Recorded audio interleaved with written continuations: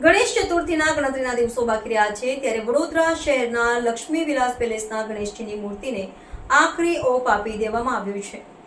ગણેશ ચતુર્થીના ગણતરીના દિવસો બાકી રહ્યા છે ત્યારે વડોદરા શહેરના લક્ષ્મી વિલાસ પેલેસમાં ગણેશજીની મૂર્તિને આખરી ઓપ આપવામાં આવી રહ્યો છે।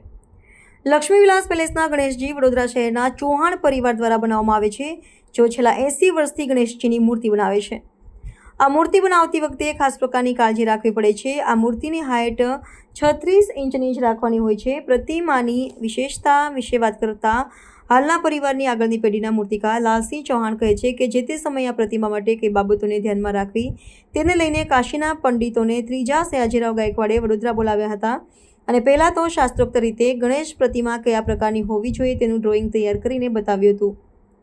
પ્રતિમાના નિયમો નક્કી કરાયા હતા અને ત્યારબાદ પ્રતિમા તૈયાર કરનાર મૂર્તિકાર સ્વ કૃષ્ણરાવ ચૌહાણ દ્વારા તૈયાર કરાયેલી આ ગણેશ પ્રતિમાને પેલેસમાં બિરાજમાન કરવા માટે પસંદ કરવામાં આવી હતી અને ત્યારથી જ આજ સુધી એટલે કે આ વર્ષ 84માં ગણેશોત્સવમાં પણ આવી જ પ્રતિમા બનાવવામાં આવે છે। વધુમાં લાલસિંહ ચૌહાણ